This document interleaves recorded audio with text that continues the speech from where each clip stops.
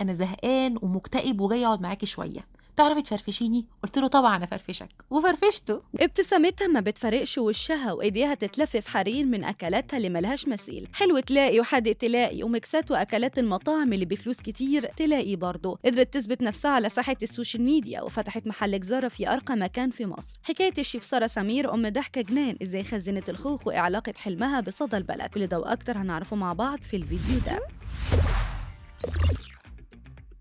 فاتحة محل جزارة في أرقى حتة في مصر ومشهورة بأحلى قطعة لحمة ممكن تاكلها من عندها، وقدرت تحقق نجاح في فترة قليلة ومتابعينها بالملايين وبتعمل إعلانات عن كل حاجة. كلامي هنا عن الشيف سارة سمير صاحبة أحلى ضحكة وابتسامة في فيديوهاتها، وما بتطلعش دايما إلا وهي مودها حلو علشان تقدر تطلع طاقة إيجابية لمتابعينها. سارة بتعمل أكلات جنان حرفيا من كتر حلاوتها، زي إنها عملت حلقة كاملة عن الخوخ وعملت من عصاير وكمان خزنته في الفريزر لدرجة إن الكل مش مصدق ان الخوخ ممكن يتخزن، وكتير من متابعينها جربوها وشكروا في الطريقه دي جدا. مش بس كده، دي بتحب التوفير وقدرت تعمل سلسله حلقات عن اكل بره البيت زي البرجر وسندوتشات البانيه وصواني المندي والمشويات. خصصت حلقه كامله ازاي تشوي وانت في المصيف، لدرجه انها ورتهم طريقه عمل الهوت دوج والسجق البلدي وما خدوش نص ساعه في التسويه. نصيحتها لستات البيوت انهم يدوروا على الاكلات السهله والسريعه، وانهم يعملوا من الاكلات الصعبه طريقه تسهل عليهم الدنيا بحيث ما تاخدش منهم وقت ومجهود. عملت اكله سميتها الفرفشه علشان بتحب تفرفش متابعينها. مش هتصدق ان الاكله دي من اولها لاخرها برعايه الاناناس، ما هو برضه رمز الصيف والنعنشه. طلعت قالت انك ممكن تعملها باقل الامكانيات، مش لازم اناناس، ممكن مانجا، ممكن بسكويت، بس ممكن اي نوع فاكهه عندك في البيت، تفاح، موز، اي حاجه بقى. وقالت كمان حتى لو بقطع كيك بايته عندك تقدر تعملها بمكونات سهله. كانت عباره عن كيك واناناس ولبن وجيلي ويدخلوا الفريزر وتطلع احلى حلا بارد ممكن تدوقه.